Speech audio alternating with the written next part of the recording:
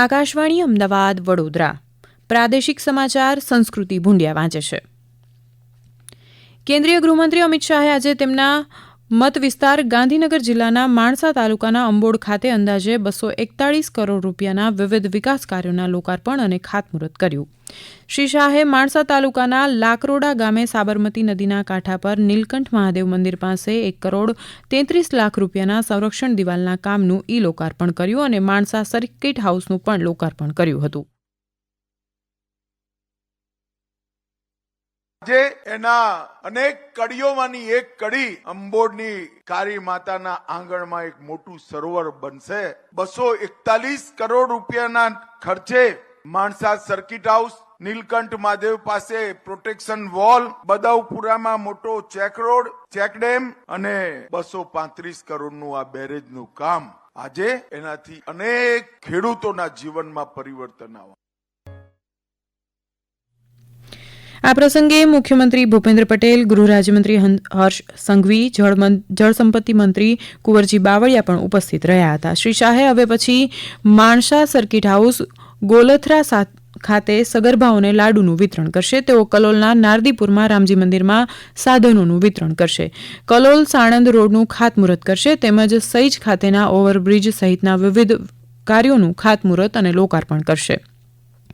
કેન્દ્રીય ગૃહમંત્રી આવતીકાલે અનંત અનાદિ વડનગર કાર્યક્રમ અંતર્ગત વડનગર ખાતે 298 કરોડ રૂપિયાના ખર્ચે નિર્મિત આર્કિયોલોજીકલ એક્સપિરિયન્સ મ્યુઝિયમ, 72 કરોડ રૂપિયાના ખર્ચે નિર્માણ પામેલા પ્રેરણા સંકુલ અને 33 કરોડ રૂપિયાના ખર્ચે બનેલા વડનગર સ્પોર્ટ્સ કોમ્પ્લેક્સનું લોકાર્પણ કરશે. ઉત્તરાયણના તહેવાર દરમિયાન પતંગના દોરાથી ઘાયલ થનાર પક્ષીઓ માટે રાજ્યમાં ખાસ કરુણા અભિયાન શરૂ કરવામાં આવ્યું છે. આ અભિયાનમાં વન વિભાગ, પશુપાલન વિભાગ અને જીવદયા પ્રેમી સંસ્થાઓ દ્વારા પક્ષીઓની સારવાર માટેની કામગીરી કરવામાં આવે છે. મહીસાગર જિલ્લાના લુણાવાડા ખાતે દોરાથી ઘાયલ ટીટોડી પક્ષીની પશુ ચિકિત્સક દ્વારા સારવાર કરવામાં આવી હતી. મહીસાગર જિલ્લામાં અત્યાર સુધી 13 પક્ષીઓને સારવાર આપવામાં આવી છે. આ અંગે પશુ ચિકિત્સક ડોક્ટર કે.જે. પટેલે આ મુજબ જણાવ્યું. મહીસાગર જિલ્લામાં અત્યાર સુધીમાં કુલ 13 પક્ષીઓને સારવાર આપવામાં આવી છે. આપના દ્વારા હું ગુજરાતની તથા મહીસાગર જિલ્લાની જનતાને અપીલ કરું છું કે આપની આસપાસ જો કોઈ જગ્યાએ ઘાયલ પશુ પક્ષી દેખવા મળે તો આપ નજીકની પશુ સારવાર સંસ્થાનો સંપર્ક કરી શકો છો અથવા 1962 પર કોલ કરીને આપ તેનું સારવાર કરાવી શકો છો. ઉપરાંત ગુજરાતના ફોરેસ્ટ ડિપાર્ટમેન્ટનો 1926 નંબર પર કોલ કરીને આપ તેનું રેસ્ક્યુ કરાવીને અમારા સુધી પહોંચાડી શકો છો. આમ આપનો એક કોલ અને એક પગલું કોઈ અબોલા જીવ બચાવવા માટેનું એક પ્રેરણાદાયી પગલું હોઈ શકે છે. દરમિયાન સુરેન્દ્રનગર જિલ્લામાં 10મી થી 14મી જાન્યુઆરી સુધીમાં 137 પક્ષીઓની સારવાર કરવામાં આવી હતી. પાટણ જિલ્લાના અમારા પ્રતિનિધિ રમેશ સોલંકી જણાવે છે કે પાટણમાં ચાઇનીઝ દોરીથી ઘવાઈને મૃત્યુ પામેલા પક્ષીઓની અંતિમ યાત્રા નીકળી હતી. પાટણના જીવદયા પ્રેમીઓ દ્વારા મૃત પક્ષીઓ પર અબીલ ગુલાલ છાંટીને તેમજ ફૂલહાર કરીને ધાર્મિક વિધિ સાથે અંતિમ યાત્રાનું આયોજન કરાયું હતું. આ સમાચાર આપ આકાશવાણીના અમદાવાદ વડોદરા કેન્દ્ર પરથી સાંભળી રહ્યા છો. આ સમાચાર આપ અમારી YouTube channel AIR news Gujarat પર પણ સાંભળી શકશો. વધુ સમાચાર માટે અમારી વેબસાઇટ newsonair.gov.in/gujarati અને અમારા એક્સ હેન્ડલ AIR_news_ABAD ને ફોલો કરી શકશો.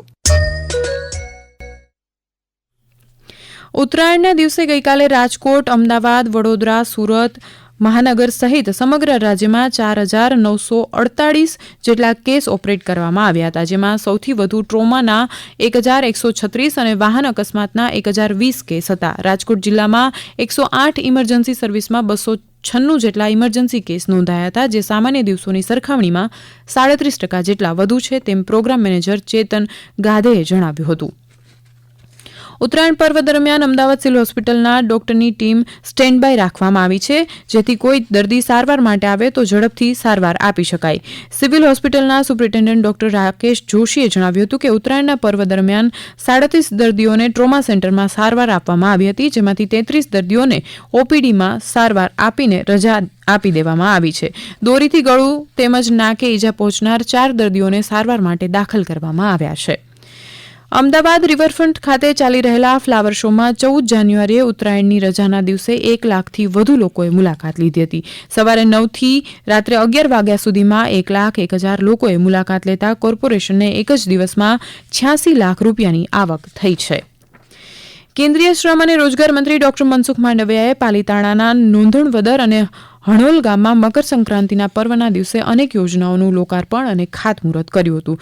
શ્રી માંડવિયાએ પાલીતાણાની નોંધણવદર શાળા ખાતે વર્ષ 18-19માં વર્ષમાં સંસદ ગ્રાન્ટમાંથી ફાળવેલ 34 લાખ રૂપિયામાંથી તૈયાર થયેલ 8 રૂમ તેમજ શાળાનું લોકાર્પણ કર્યું હતું. આકાશવાણીના અમદાવાદ વડોદરા કેન્દ્ર પરથી પ્રાદેશિક સમાચાર પૂરા થયા.